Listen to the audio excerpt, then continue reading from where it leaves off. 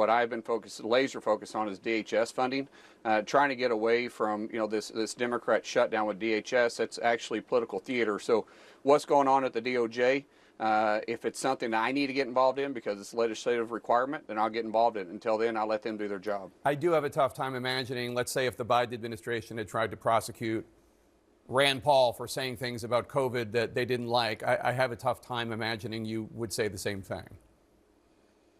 Well, I would say the same thing if I'm not familiar with the case law or if it's something that I need to do. Like I said, I'm not an attorney. I stay very focused on my lane.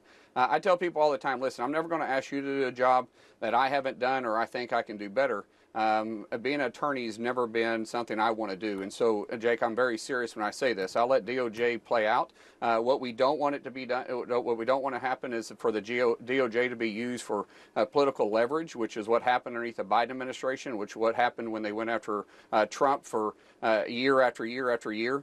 And we're trying to change that. I know the Republicans and I know the president is focused on the rule of law.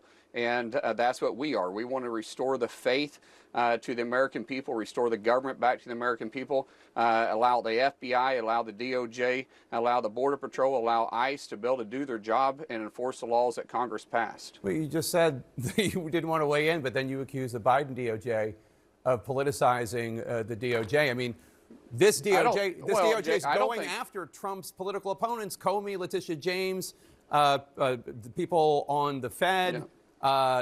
Two of your colleagues, Kelly and Slotkin. I mean, you really don't think this DOJ is politicized?